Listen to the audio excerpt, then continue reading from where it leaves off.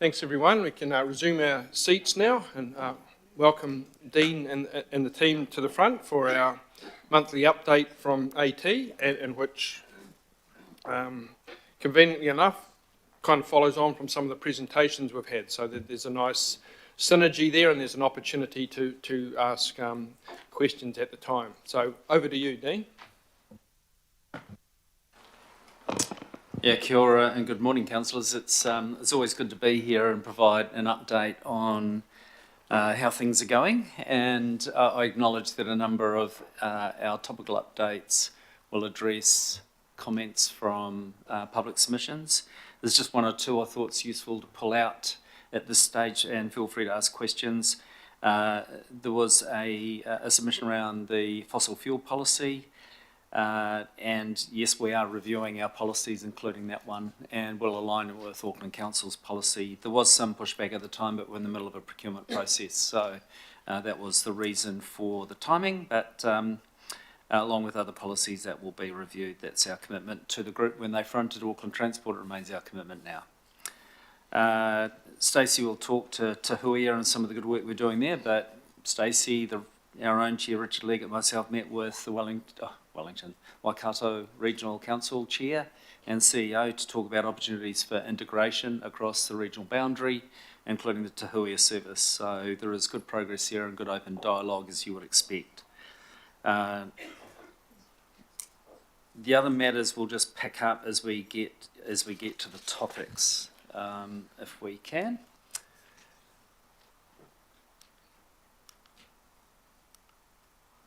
So there is a lot going on at Auckland Transport, and there has been a lot going on over the last 12 months, as you can imagine. And I've just realised, and look at my notes, I've got to introduce Simon Buxton. Now, Simon has joined our executive team. He leads the customer networks, customer service and networks team. But I'd like to hand over to you, Simon, so you can introduce yourself. He's a new face to many of you, and we're really pleased to have him on board. Thank you, Simon. Kia ora, thank you, Dean. So as Dean said, I've joined Auckland Transport. I've been here about a month now, looking after the road network performance and customer experience teams. We've got a few updates for you today. Prior to joining Auckland Transport, I've been in New Zealand for about 8 years, including some time in Deloitte, ACOM, and then as a consultant working across the transport sector, including Auckland Transport and Wakakatahi. Prior to that, I was in London at Transport for London for 15 years in a number of related roles to things that my brief covers at AT. So pleasure to be here and see you more going forwards. Thank you, Simon, and sorry for getting you at the outset. Look, there are some really significant highlights there across the past month. You've seen the $50 fare cap rolled out. That's had great feedback from our communities. You've seen the WX1 service and the boardings. It just continues to grow. We're really pleased with where we're at against original projections. Some good work has been done across the Eastern Busway project. I mean, that is a mega project in terms of projects. We've been working closely with the community and with iwi. We have got naming, which we have announced. It's been gifted to us by Ngātai Kitamaki and Ngāti Whananga. So look, there's some really important progress on that. It is an example of what we can achieve in a similar way to what you heard with the Drury project.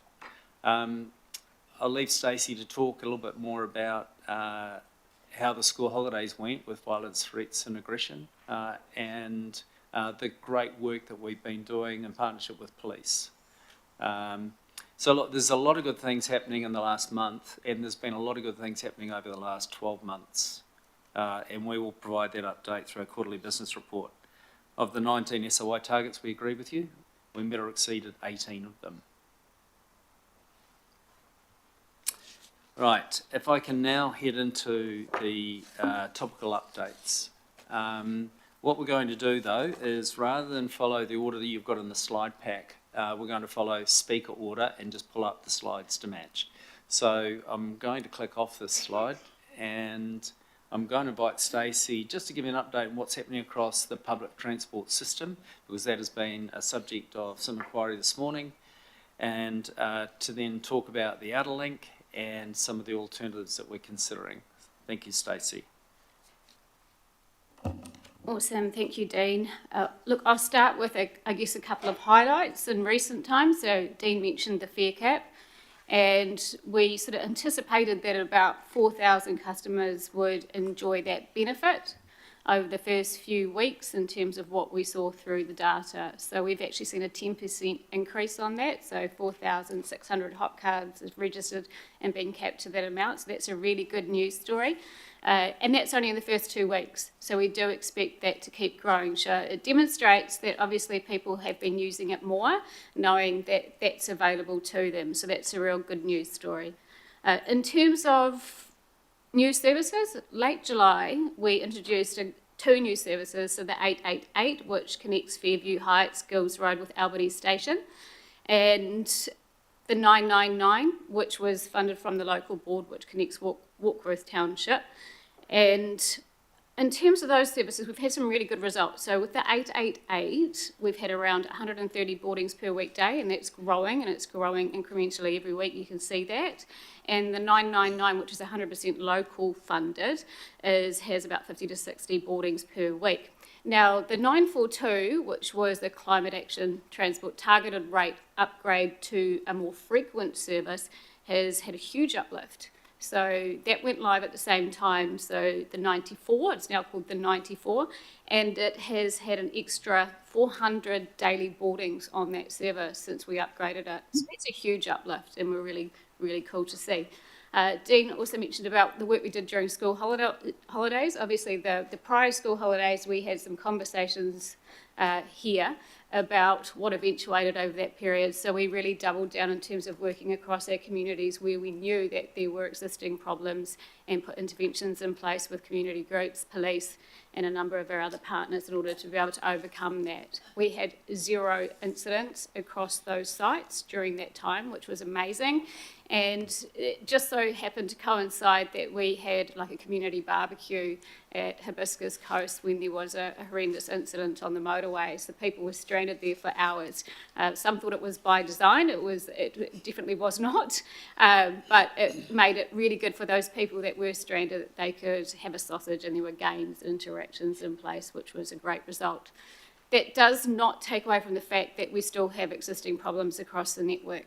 So there's a couple of things in terms of going through the data that I can say. So in terms of what I would call bus driver violence, it's definitely still there. And it's something that we're looking at every day in terms of what we can do with new measures. It has trended down, and I do want to say that. I've got the latest numbers. It has trended down since last year. Every incident is an incident we don't want to have to deal with, but we're turning these things upside down. What we have seen this year is quite different in terms of customer-on-customer incidents, and there has been an increase in those. And you would have seen that yourselves in terms of some of the reporting that's been off the back of that. And so that's something that we're understanding better and trying to mitigate where we've got the tools and resources to be able to do so. There's 2 things there. Obviously, people are reporting a lot more because we're asking them to report a lot more. That enables us to be able to effectively deploy resources where we're seeing issues and try and overcome that. We've had great support from NZ Police. They've been super responsive and in working with us to try and support us to eradicate that. 2 topics from this morning. So when I look at Tihuia, and as Dean said, we have met with Waikato Regional Council in terms of their plans, and I think there's win-wins there, let's say. So we actually have our service planning team meeting with them tomorrow in terms of those cross-boundary integration with services. When it comes to Tihuia itself, I think we need to be realistic about the capacity of the network as we go into CRL. And I also think, in terms of ongoing economics in terms of running Tihuia, how we can support them with that. And that may be that when we sort of look at City Rail Link and we look at limited stop services, similar journey times with them, customers being able to transfer from the likes of Pukekohe onto Auckland transport services through the city. That would obviously support their cost in terms of running their own service, but also support better integration with our own and not prevent in terms of the timetable that we would like to run with City Rail Link and still have that capacity to grow. We're open to working with them and we continue to do so, and particularly when we're looking at those cross-regional bus services and to be able to support both networks to be able to grow and thrive. So in terms of the outer link, look, I mean, my takeaway from this morning was it sounds like we have not done a good job in terms of communicating that, and so I was sad to hear that. The outer link service itself has had a number of consultations over the years. Anybody that's taken the outer link and been stopped at Vic Park and going, what am I doing sitting here, knows that it's a really bad experience for people. We can't let that continue. And because it doesn't, in a customer's view, it being a link service, you expect it just to go round and round. In reality, you've got to have a start and a stop point on a service. And actually, can we just flip to that slide? The visual might help. Yeah, sorry. Yeah. And so the team, as they have consulted through the years, have tried to make, changes in response to that feedback in order to be able to improve that connectivity. So what you can see is actually a better level of service. What it does introduce is for some customers, they're going to have to change services. There is neighbourhood interchanges going into those key places in order to be able to enable that to be smoothly. And change is hard for everybody, and we need to do better in terms of getting out there over the next 3 months before those changes and take customers on the journey with us, and so they understand what their options are. This is not unlike what we did last year with the Northwestern service changes. We were helping people learn to change services, and that's been obviously, hugely successful. And so it's about getting people out there and helping them understand what their options are. It'll be a much better service. The service is not being removed, it is being reduced. And so you can still see the majority of the outer link remains, but it hasn't stopped and it's start and it has an interconnectivity in order to be able to sort of close some of those gaps. We can see from when you look at the loadings across and where people get on with the bus stops, the team have done everything they can to make sure that people have reasonable options to be able to connect with services and have those available to them. We know that the outer link is a real heavy lifter of schools that service Manukau Road as well. So with that in mind, we've got a dedicated school service coming in at the same time that will support the students to get to school and be a dedicated service for them too. So that'll take away a lot of what that change angst particularly is with parents getting to, wanting their children to get to school in a timely fashion. So it is an improved service overall, yeah. And unfortunately, because of the nature of the outer link, not everybody understands that for some customers it's actually rather rubbish. And we need to fix that. We're committed to fixing that, but we're also committed to making sure we're getting out there and making sure people know what their options are and taking them on the journey with us. They understand why we're doing things. So I've taken that on board and we will get out there and make sure that we help customers on that journey. Thank you. Oh, in terms of alternate transport solutions, so there's been a number of submissions that come through the Transport and Infrastructure Committee, and actually Murray and I have met with, and actually it was Murray that met with Ocean Flyer in terms of that. So whilst we don't see it as necessarily something for public transport, we really do want to see how we can help them in Auckland, and so looking at possible locations for airport berth sort of structures and the relative charging infrastructure. With Doppelmayr and the cable cars, we have met them, and so on that, looking at how we can integrate that option into our business casing process for future options when it comes to our transit network. So that is happening and there's active dialogue in that space. Thank you. Thank you, Stacey. Chair, can I just check in? We're happy to run straight through and take questions at the end. Is that the most effective? Okay, thank you. That leads rapidly to you, Murray. Thank you. Yeah, sure. Thanks, Dean. And I'll just bring a quick update on the capital program. A significant amount of work's been achieved in the last 12 months. And we've got some photos here with a small sample of some of the projects completed in the last month.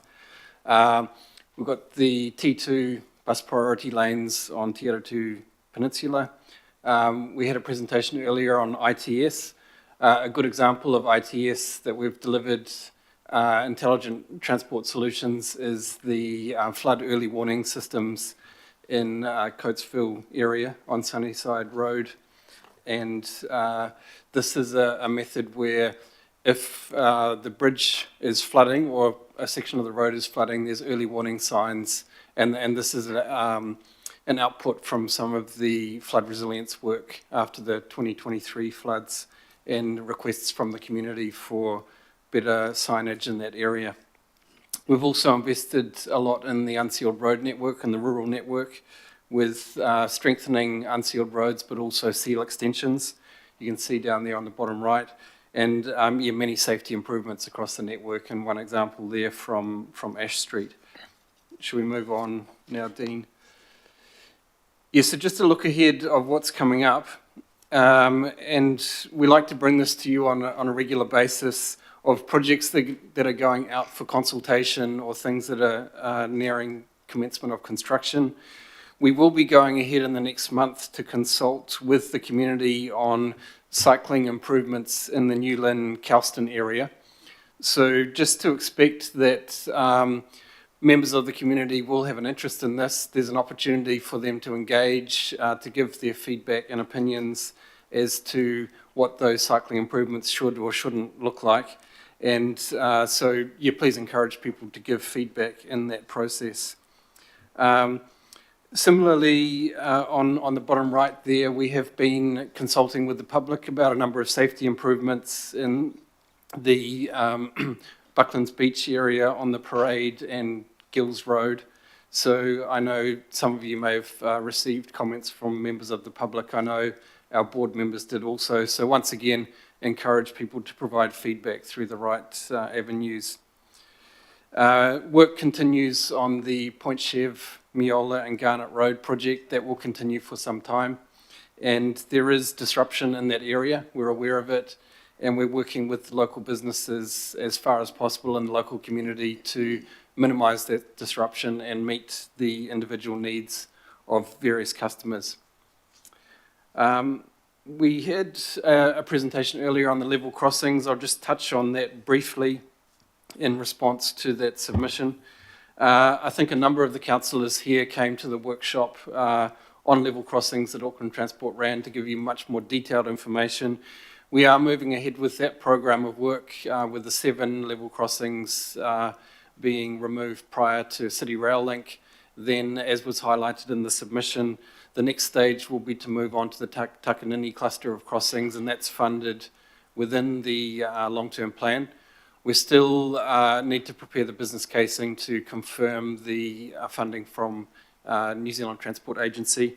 And then future stages of the level crossing program are proceeding through the business casing phases. And we'll have a high level of engagement with you as that program of work proceeds over the coming years. Did you want me to cover off Huapai now? Yeah, do cover off Huapai. Yep. So myself and Barry Potter met with Kiwi Rail and the Glenbrook Vintage Railway and the Public Transport User Association to discuss the option of trains to Huapai, which has been quite a topical discussion at this forum several times. There are some significant infrastructure challenges to enable that to happen, and we've been advised by Kiwi Rail of the order of cost magnitude of what that would be in terms of investment in the rail line itself and improvements to the tunnel.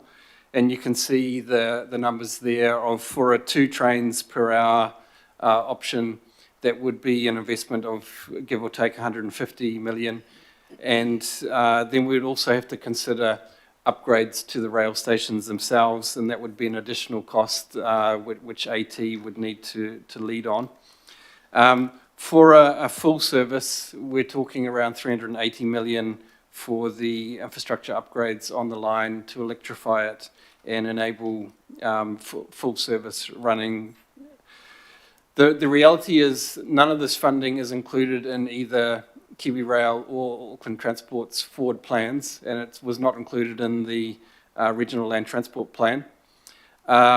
The benefit cost at the moment is not stacking up to, say, give it a green light.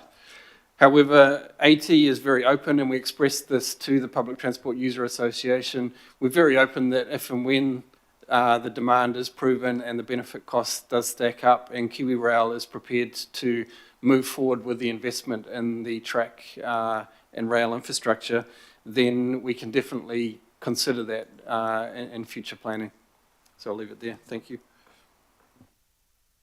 And if I can hand over to Simon, but can I invite John Strawbridge and Chris Martin to come forward, please? Maybe if we just shuffle along a couple and let those guys in to speak, and then we're all up at the table for Q&A.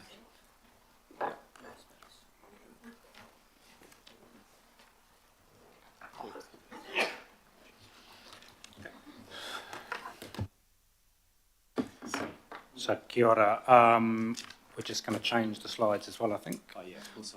So it was useful earlier to hear from Mike and ITS New Zealand around technology, ITS.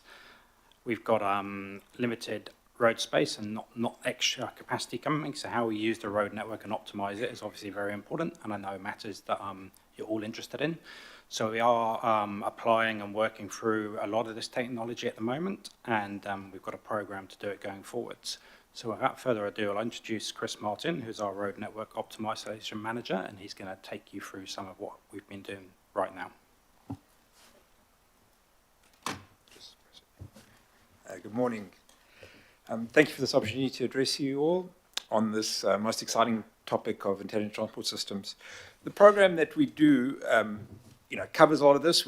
I've been involved in this area for about 10 years now. I used to be an accountant before I came into the intelligent transport systems area, and find this area much more interesting.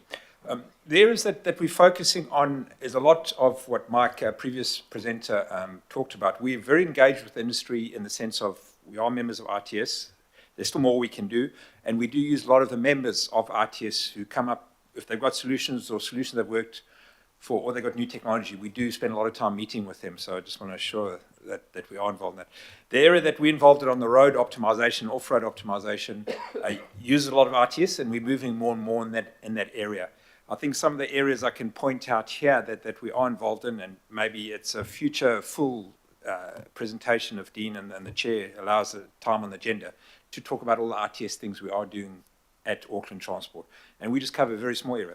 But the area we've already been focusing on is dynamic lanes is one of them, and using technology in dynamic streets and dynamic solutions.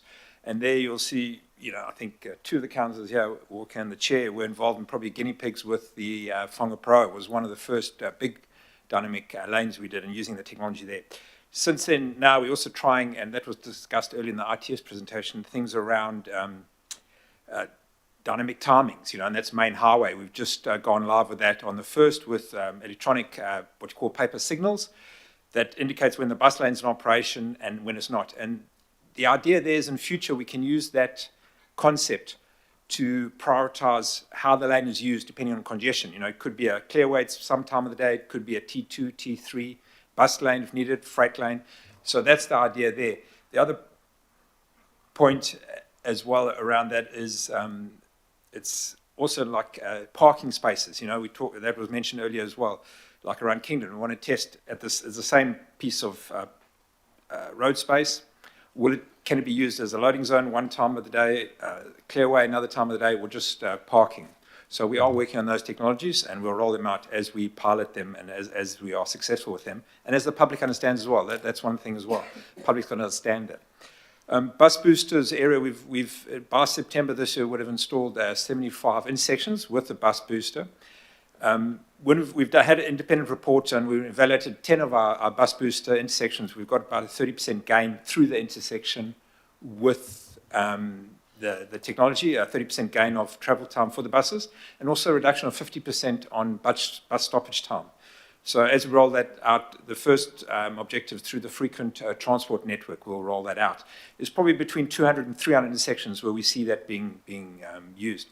And the same technology, because we've invested in that technology, we're now working with the fire department, FENS, on their fire vehicles, and we've started discussions over the last couple of months How can we help them prioritise that? And then we see that being used maybe with the freight industry on some key sections where the freight industry uses a lot. How can we use that to prioritise them and give them preemption? So these are just some of the things looking forward. On detection is another important area we're focusing on the road, and detection is, can we give more smarts to the traffic management system? Currently, the traffic management system uses those sensors on the ground, the loops, but if we give it more technology or information, and some of the areas we focus on pedestrians, cyclists, and vehicles. Vehicles is queue detection. Can it pick up vehicles, how long the queue is, and then give it more priority to one approach? For pedestrians, if the pedestrians really cross, can we cancel the signal, or can we shorten the signal? Or if there's a lot of pedestrians at an intersection, can we increase the time? So say school times, or say a netball sports event where there's about 20 netball courts, a lot of people are crossing all the time, can we increase the time there? And then also when there's conflicts with cyclists near the port, as an entrance to the port silent, we use cycle detection technology and vehicle detection technology to get the best outcome there. So these are some of the few things. I'm happy to talk further or answer questions on what we're doing in that area. So, Chris, do you want to Yes. just break down any of those? Yeah, so specific. So I've mentioned some of those, but yeah, Maiora is our next big dynamic, and it's our first dynamic bus lane that we're doing. We now detailed design is complete. If we haven't this month, we're going back to the public to tell them the final what we're doing, and we're going to start now going to the implementation phase, which is procurement and how we're going to do it, and then start delivery. We hope early next year, as in construction on the ground. Main highway, as I said, has gone live. First phase is seeing that people understand the sound. Second phase is then changing the timing that the bus lane operates. Botany College is another use of technology to see when it's needed, say at a busy time outside Botany College, having a barn stance where all the students can cross. And then when it's during school times or later in the day or early in the morning when there aren't students, it's just a normal crossing. But we've also included some safety features there. And then the dynamic loading zone pilot in Kindon Street is where we're trying to use the same piece of parking or area for different uses. We also investigate a few other dynamic lanes that we'll report back as we're making progress with those.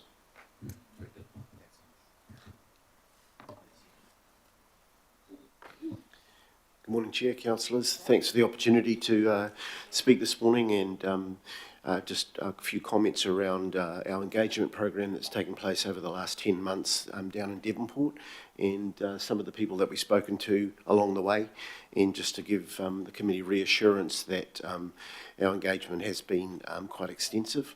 And so I've got a few notes I'd like to just run through, so forgive me if my eyes go down and as I read through them, but I'd like to be accurate in terms of what we've actually achieved with the community down in Devonport and the interested parties.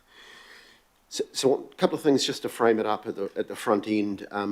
Really this thing boils down to two strategic implementations of parts of the room to move strategy, and that is paid parking and residential parking zones. So they've been something that we've been using as our tools in terms of parking management for many, many years across the region. So this is not anything brand new we're trying to put into Devonport. And our comms plan at the front end was around destination Devonport, so parking availability, and our subline to that was that we want to ensure that parking is well used, where everyone can easily find a space to enjoy Devonport, and that was the objective right from the beginning. Into some of the engagement that we've done, the project website that we put together has an extensive range of detail in there, including all of this parking surveys, occupancy data, project plans, comms plans, and underlying reasons in behind the initiative that we're proposing. So that was one of the component parts. We held drop-in sessions down in Devonport, and that was with my parking design team. So they're public drop-in sessions where people can attend and ask questions and get the answers, hopefully, that they needed from those sessions. Also, we changed slightly the questions that we asked in terms of the feedback. So clearly we move away from a question like, do you want paid parking? Because the answer will always be no. And do you like residential parking zones? And often the answer that comes back from that is, yes, we do, but we don't want to pay for a permit at $70 a year because it's too expensive. It should be part of our rates. So so what we tried to do was really ask the question around what value could you add to our proposal here that might make it better for the community? So that was the nuance that we used in this approach. There was a couple of comments I was online and watched the earlier part of it from our community down there, and particularly the heritage side of things, and talking about accuracy and data. I just need to have some more specific information from them as to what they're questioning, but I can go back to them and find out what that is. A couple of other things, the signage and all of the parking meters and bits and pieces that go in these projects are all things that are legislatively required to ensure that we can, in fact, get compliance down in the vicinity that we put in these changes. And a couple of other things. We met with Heritage Devonport on site. My design team went down there and met with 3 of their members and walked through the whole area and identified any issues that they may have and undertook to get back to them, which we have as well. The addition to that was that we've engaged with Auckland Council's Heritage Unit and Planning and Resource Consents and asked for some advice around what we may or may not do down there that might compromise that. So that's another bit of work that we've done. And also engage with our vendors to look at the parking meters themselves, and we have the ability to put, with the new technology that we have, there's less of a parking meter. They're not those big box parking meters that are around, they're smaller, and we're able to skin the back of those parking meters and have things like wayfinding or heritage information on the back of the parking meters as well. So we've considered that. And just finally, I just wanted to go through just a couple of timeline things, if I may. There was a comment earlier on about the business community. So we started that process with them about 10 months ago. We also met with the Business Association in July 23. The Naval Base, we personally met with them in August 2023. Local Board in July 23. Did a 3-week perception survey with the Business Association in September 23, and as recently as 2 months ago we met with the management of New World Supermarket and House of Travel, both down there in Devonport. So I guess in conclusion, happy to ask any questions about our engagement and the proposal that we have down there, and thank you for the opportunity.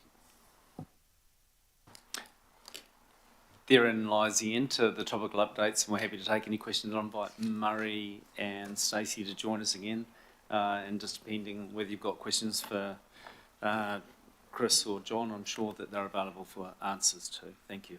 Right, thanks, Dean. Quite a lot of broad range of topics covered there today, so I'm sure that there will be a few questions. Mayor Brown, did you want to lead off? Did you want to start us off? Thanks for that opportunity. I've got some bouquets, brickbats and questions all mixed up in one. Some good things. I think that as a person who catches the outer link, I think that what you're doing is very good. And whilst they had listed a lot of complaints, most of the complaints about what goes on at bloody Victoria Park, because they're full in the morning and it enrages people to be told off when they've just got just short of where they're going to. So good on you for that one there, and I think there might be a few things in the outer area, but the main problem was what at Victoria Park. No question about that. Well done. In terms of the dynamic lanes, I'm pleased to see that the braining of the system is going well. The pedestrian crossing progress is good. That's exactly what I wanted. I think don't just get too tangled up with that everything has to be IT driven. You actually haven't patted yourself on the back for the best cheap dynamic lane that you've already got in place, you don't realise you've got in place, is K Road. On K Road, just with simple signs, in the morning, on this city side of it, the buses have a lane and the people park on the other side. In the afternoon, through simple signs, there's a bus lane there and the people sit on the other side. It's actually a dynamic lane already with no brains, just signs. And the people, and after all that squabbling about parking, the businesses have parking at times, and that's exactly what I had in mind. And whereas Maiori Road, you've kind of got yourself, it's an enormously complex thing. There might be a simpler way, but if you have to do it that way, it's good. But you do have a very good dynamic lane for nothing. Go and have another look at it. It works really well, and people are happy with it. So, in terms of the bus boosting, which is good stuff, where it needs to be concentrated is in the middle of the city centre, because there's a lot of buses, and I mean I pass a lot of buses that are marked sorry, not in service in Wellesley Street in the morning, but I'm particularly thinking about where in Nelson and Hobson, the main car thoroughfares onto the motorway in the morning. The buses are at right angles. They tend to come up Wellesley Street and they're full. And this morning I walked up the hill and a lady who I didn't know waved at me at the bottom, and I waved at her again when I passed the bus, and she waved at me when it passed me, and I waved at her when it passed me. And I don't walk up the hill that fast, I can tell you, because it's quite steep. And we waved at each other again over the top when we got there. And I'm thinking, if ever there was an opportunity for one that just during that morning rush hour and maybe later in the rush hour, where we actually extended the time for crossing there and made the people waiting to get on the motorway wait a bit longer, because it does jack up there a bit. So just some simple things. So you've got the wherewithal to do it. I'm pleased with the progress generally. And I think you've asked the question, which was, you could just confirm that, how does, I didn't understand that map as well as I could possibly. Does that actually reconcile with what the ladies this morning said about Devonport? I think you've met them and everything like that there, but how does it actually reconcile? Because it sounded really good from you and it sounded really bad from them, but they sounded like you're both talking to each other. And so can you reconcile the two so that they can go away and we don't have an ongoing squabble? Yeah, in terms of reconcile or reconciliation, I think we'll go back to them and see them. I'm not quite sure. I did listen to them online. It didn't quite land with me what they were saying, Your Worship. So my takeaway from that is that we'll go and have another chat with them and try and understand a different nuance that they have on what we've communicated over the last 10 months.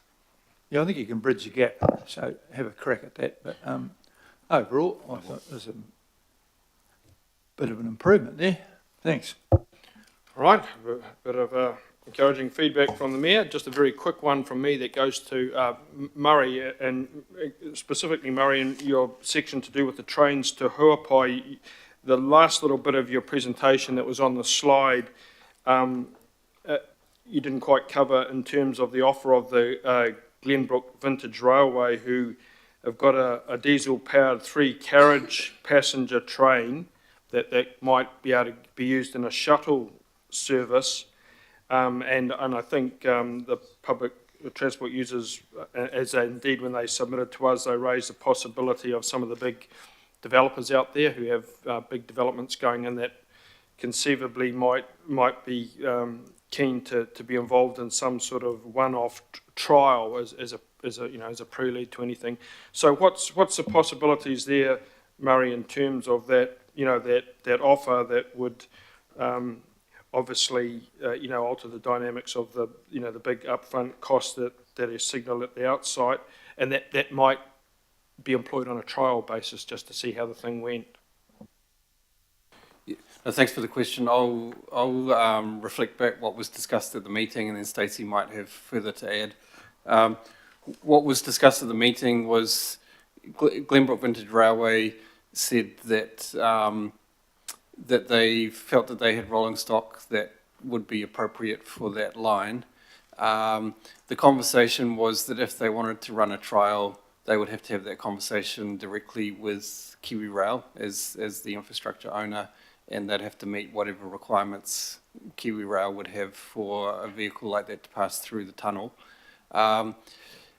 In that conversation, Glenbrook Vintage Railway didn't commit to a trial, and they were uncertain if they would even have the funding to make that happen.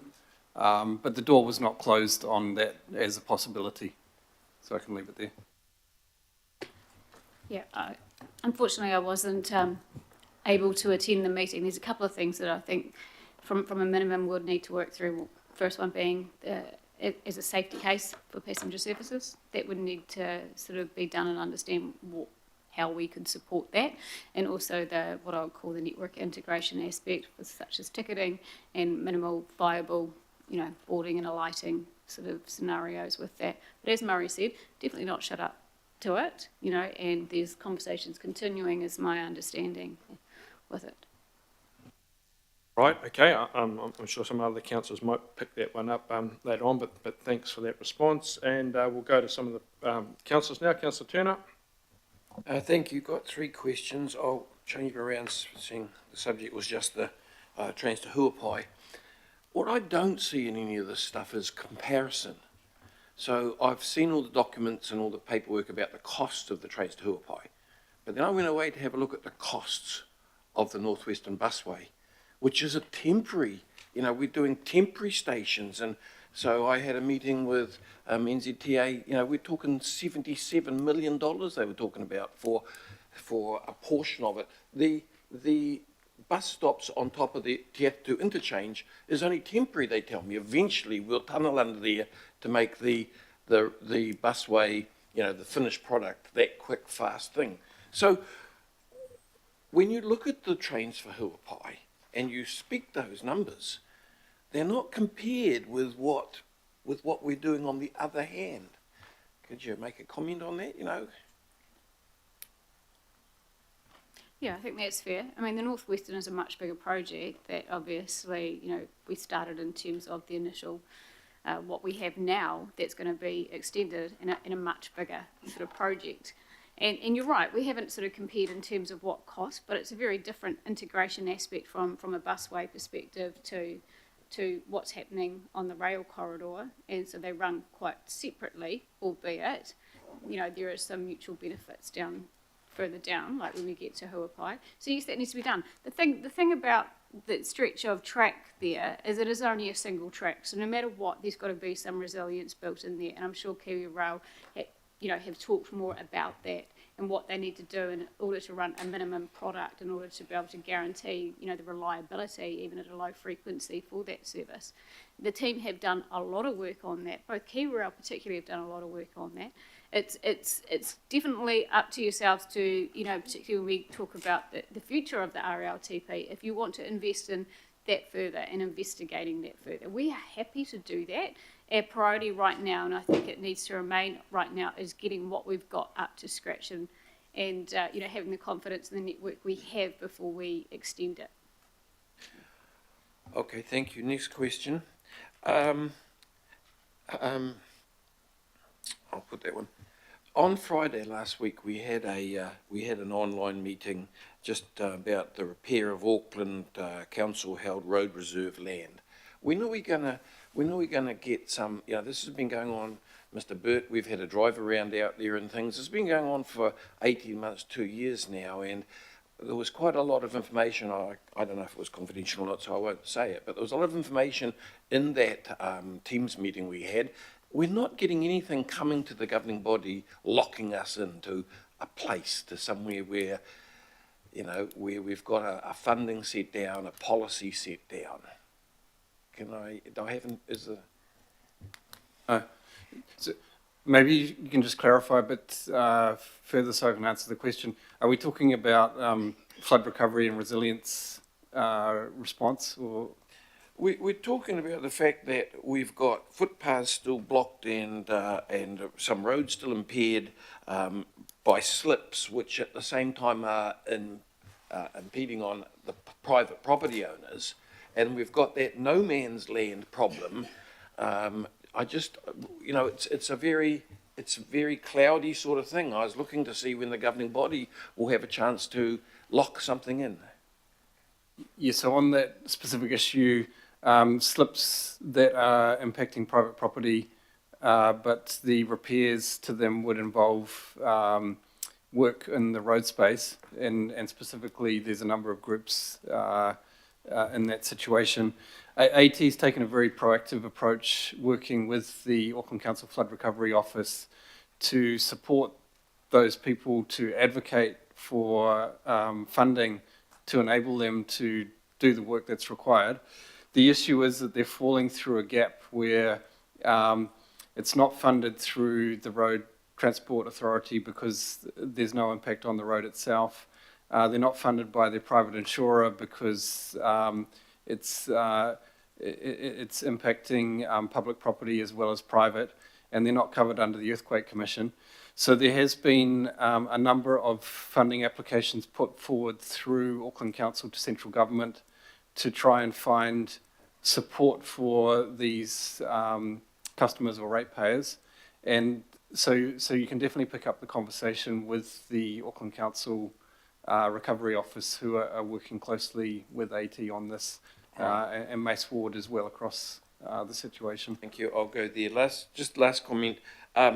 You know, I just listened to previous presenters and what you said before about the buses and stuff, and you made the comment several times about taking the community on the journey with us, which kind of means we're not necessarily listening to what the community is saying. You know, have we challenged some of the community's figures, some of what they maintain as we're doing wrong? You know, I'm thinking of Mount Eden, but I'm actually connecting it to Blockhouse Bay, which I was quite involved with a while ago.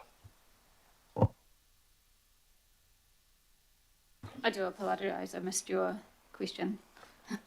Well, it's just that you used the term a couple of times. We need to take the community on a journey with us, and that doesn't mean we're addressing what they're saying or fighting back and proving they're wrong on what they're saying. We're marketing to them some more. So I just, you know, I looked at Blockhouse Bay.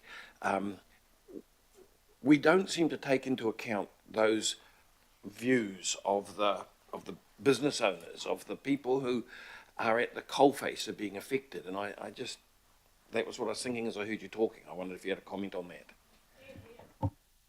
Yeah, that's a fair comment in terms of that, and I'm not familiar, I don't have the information in front of me about what you're referring to with Blockhouse Bay in terms of that. The outer link itself has been consulted on a number of times in terms of that. I absolutely take on board the feedback today in terms of the level of communication since the RPTP and potentially the visibility of that change in the RPTP, and we'll continue to do better with that. So over the next 3 months, we will be going out and understanding impacts and how we can, you know, alleviate the majority of concerns. We're never going to be able to alleviate them all. And so in terms of this, particularly when you look at the outer link, it's a really tricky one because you've got people that do different parts of that journey for different purposes. You know, no one goes around and around, so to speak. And so because of that, there is different levels of experience on that route. And sometimes in terms of that, you can see, particularly with the design of what they've done in terms of increasing frequency as well to accommodate better connectivity and travel times for people between places, is that is missed because people are just saying that something is changing for them that they don't want changed. Yeah, and so it is helping them understand why it has to be done, what's going to be there instead, and how that's going to support the integration into the wider network. So over the coming years, we're going to have a few more conversations like this as we get to CRL, right? So as soon as we operationalise the City Rail link, it's going to be really important that, you know, we maximise bus services integration into the City Rail link. So there will be more changes. So take on board the feedback I've heard today about getting better at that. And that's about getting people out and about. We have a small team in terms of that does this piece of work. And so already today I've had conversations with some of them going, hey, we need to obviously amplify resources in this space. So they're going out and talking to the businesses more frequently because there's a lot of work there for a relatively very few people. So we need to support them with that. Councillor Henderson? Thank you so much. I've got a number of questions on the Kumeu rail, just because I want to really understand the situation from every angle. So your indulgence appreciated. Can we bring up the slide for that one? It might just help a bit. Thank you, thank you. So just in terms of, my first question here is, do we have an actual BCR figure for this project? It does say it's low, but do we have a number?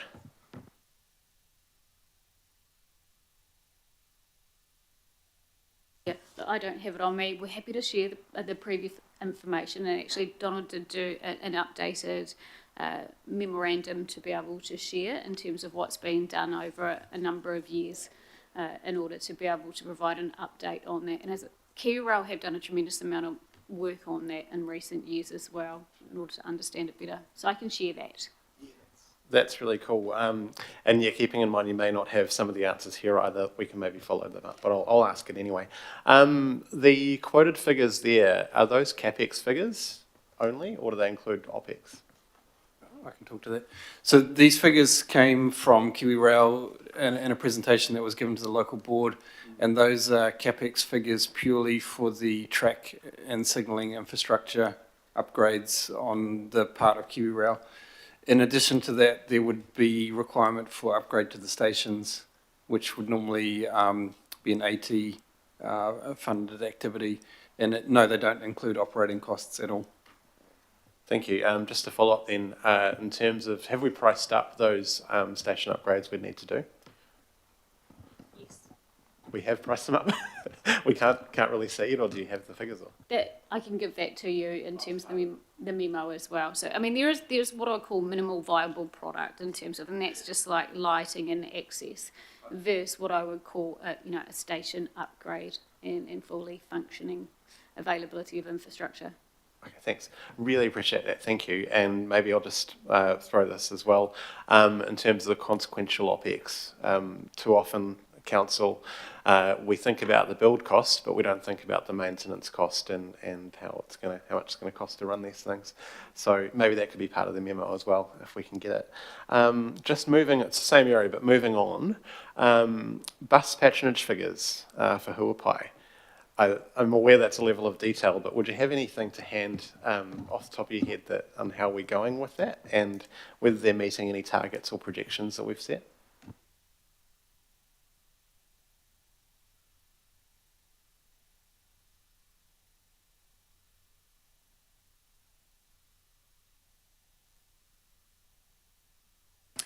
Okay, for the 147 Henderson to Waitakere via Swanson, weekly patronage is about 2,600. Yeah, the 122 Huapai North to Westgate is indicative 400 in terms of a weekly patronage. The 123 Huapai Triangle to Westgate via Kumeu is about 500 weekly, and the 125 Helensville to Westgate is about 2,100. Yeah, so it's important to note a lot of those services connect in with Westgate, then connect in with the rapid transit there in terms of the busway. Yeah, no, that's sort of part of my interest, so thank you so much for that. That's really useful. Have we looked at any ways to boost bus patronage in Kumeu Huapai? Like, are we comfortable with the marketing efforts and things around connecting to the WX1, all that kind of stuff? Yeah, great question. We did do a lot in terms of late last year, but I think probably we need to continually boost our efforts. It is a growth area, and that's why obviously NZTA are also more broadly, and they're going to be doing more work on that in the next couple of months about the longer term projects there. And so there will be more conversations in that location to the communities. Thank you. I swear this is my last question, Chair. Thanks for this. Are there any plans for bus priority works to get buses quicker from Kumeu to the WX? And, have we looked at pricing anything up or anything like that? The team are always looking at those options, absolutely. I don't have anything on hand. Yeah, thank you. Thank you so much. Thank you. All right, Member Renata?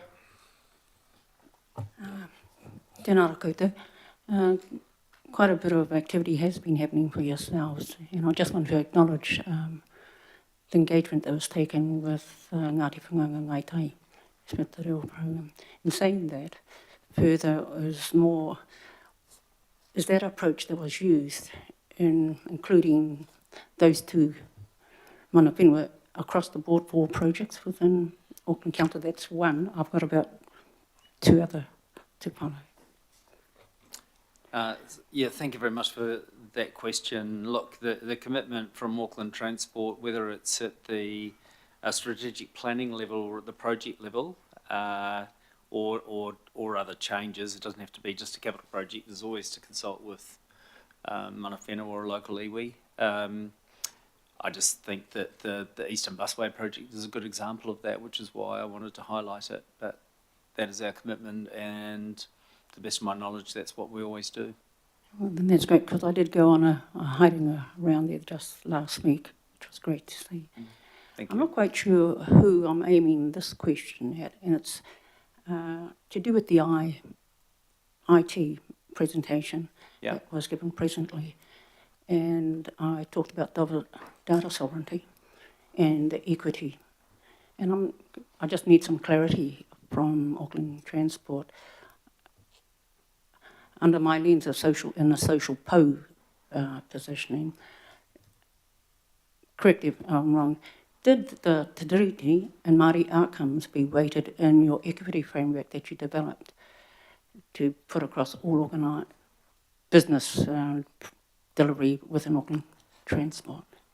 I think a few of us could probably provide some reflections on that, and I'll invite Stacey maybe to talk about how we consider equity of outcomes from a public transport perspective. But as Auckland Transport, we've got just a recently refreshed Māori outcomes strategy, which takes on board IMSB feedback and some of the objectives that we have set. So from that perspective, and I'm happy to share it with you, we're always looking for how we can deliver on both Auckland Council's and Auckland Transport's intentions to deliver better outcomes for Maori, whether through equity of access, supporting marae and development of marae, also thinking about the impact of public transport and where that provision applies. So look, maybe Stacey, you've got some comment on the public transport side of things, but we remain committed to achieving the things that we've set out through our Māori outcomes strategy. Stacey. Thank you. And you remember last month we talked about the introduction of the equity framework, and so that is the key tool for our people to be able to use to assess projects and assess what they're doing in terms of decision making and taking equity into mind. And so that includes obviously Māori outcomes as well. And so from a public transport perspective, obviously making sure, accessibility in areas and impacts on Māori as it relates to, public transport, and making sure that the servicing meets the actual community needs.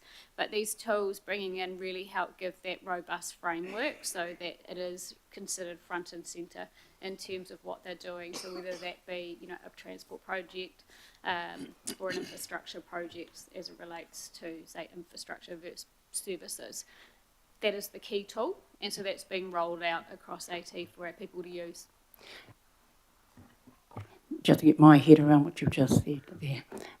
So it has been taken into account within your equity framework that you've utilised and developed? That is correct, yep. That's good to hear. Thank you. All right, folks, we've got a lot of questions here, so we might have to just break that even up. It's coming up for 5 to 1, so I don't really want to go past 1:15 for a break. So if we don't get through the questions, which I think we'll be lucky if we do, then we'll just break then and come back to finish it off. Otherwise, it'll be into the afternoon. So lined up, we've got Councillors Ferry, Darby, Fletcher, Filipaina, Newman, Simpson and Bartley. Councillor Ferry. Kia ora, thank you. I've got questions around two areas.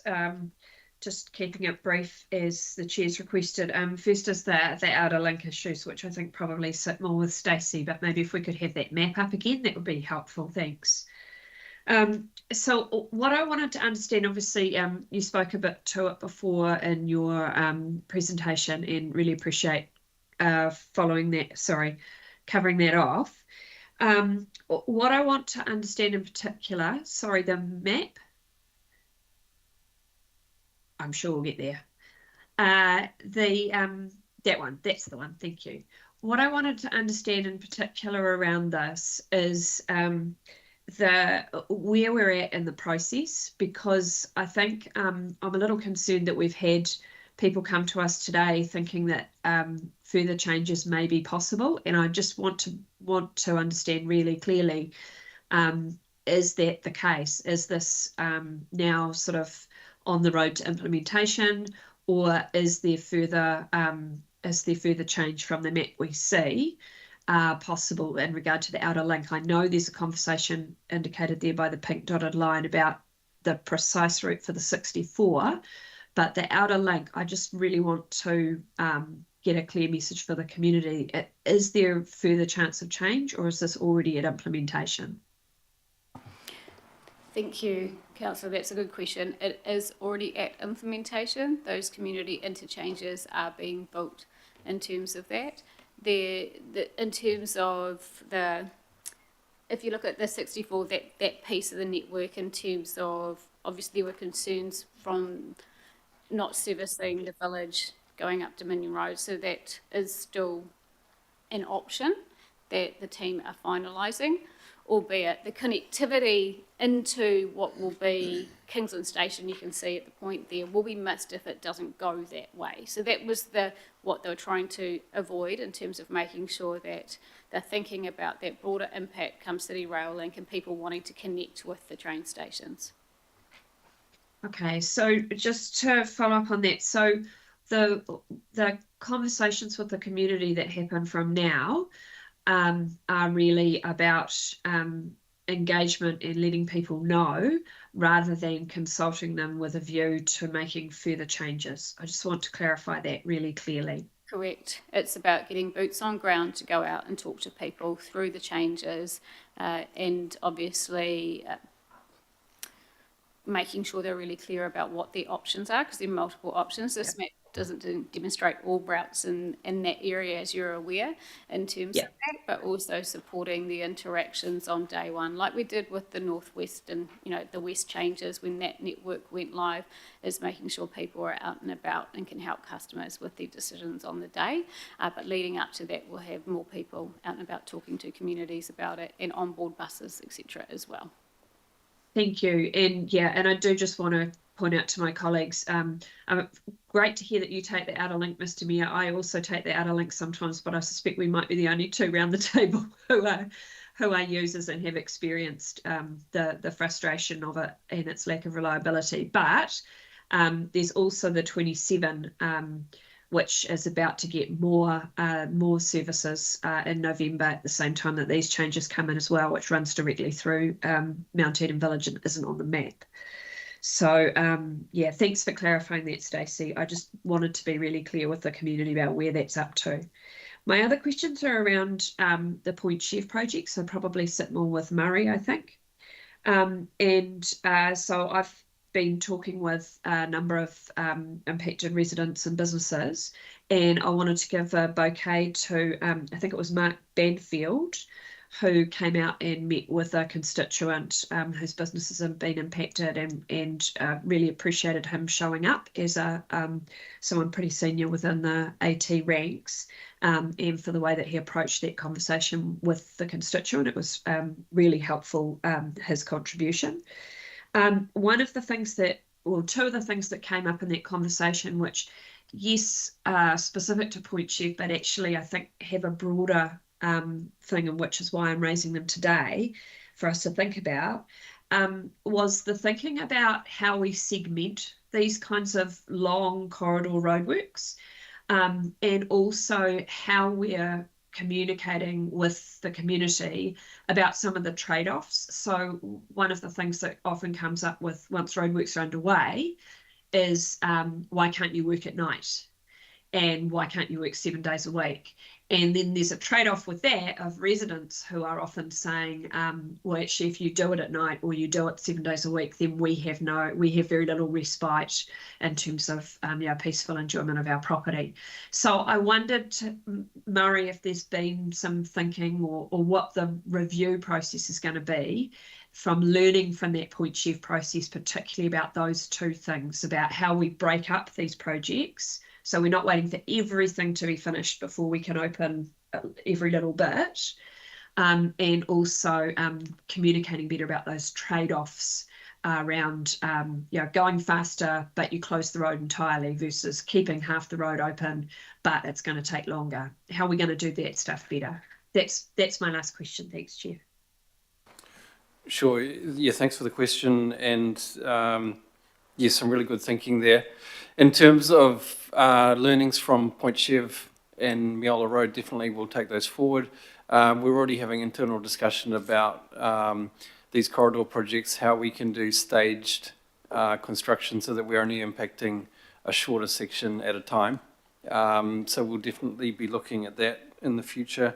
The conversation about trade-offs, we're often locked into consent conditions that stipulate hours of work and so on. So I think that's a broader conversation that we could probably engage with local boards and also our Auckland Council regulatory counterparts. And if a community was willing to, have longer working hours and so on, night works, definitely we could get the projects done faster. And we're very happy to engage in that type of trade-offs conversation, but it would involve the regulatory department as well. Great, thank you. All right, I think we'll break for lunch now because we've got a whole series of questioners, so there's no point rushing people through. People might have information they want. So if you don't mind, folk, if you could just hang around for another half an hour. It's 1 o'clock now. We'll resume at 1:30, and there's only two, hopefully, relatively straightforward items after AT, so that shouldn't be too long. But we'll break now and see you in half an hour's time.